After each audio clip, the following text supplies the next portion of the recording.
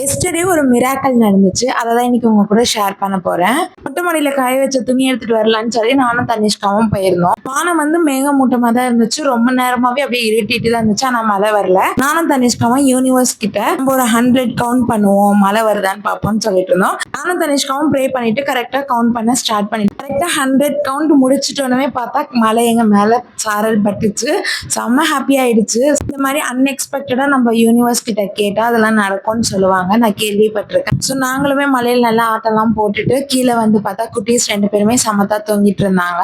So நாங்க evening மேல அப்படியே ஃப்ரெஷ்அப் ஆயிட்டு கிளம்பிட்டு மேல்மலையனூர் கோயிலுக்கு தான் வந்திருந்தோம். செவ்வாய்க்கிழமை அம்மனோட தரிசனத்தை சூப்பரா பார்த்துட்டு ஹர்ஷவும் கேஷவும் மட்டும் அம்மன் கருவறை கிட்ட போய் அம்மன் காலை தொட்டு கும்பிட்டு வந்திருந்தாங்க. ரொம்ப பிளெஸ்டா இருந்துச்சு. அப்படியே போட்டோஸ் வீடியோஸ்லாம் எடுத்துட்டு கையில கயிறு கட்டிட்டு நைட் டின்னர் முடிச்சுட்டு வீட்டுக்கு வந்தாச்சு. உங்களுக்கு இந்த மாதிரி யூனிவர்ஸ் கிட்ட அன்எக்ஸ்பெக்டடா ஏதாவது நடந்ததுன்னு சொல்லி கமெண்ட்ல சொல்லுங்க. தேங்க்ஸ் ஃபார் வாட்சிங். பாய்.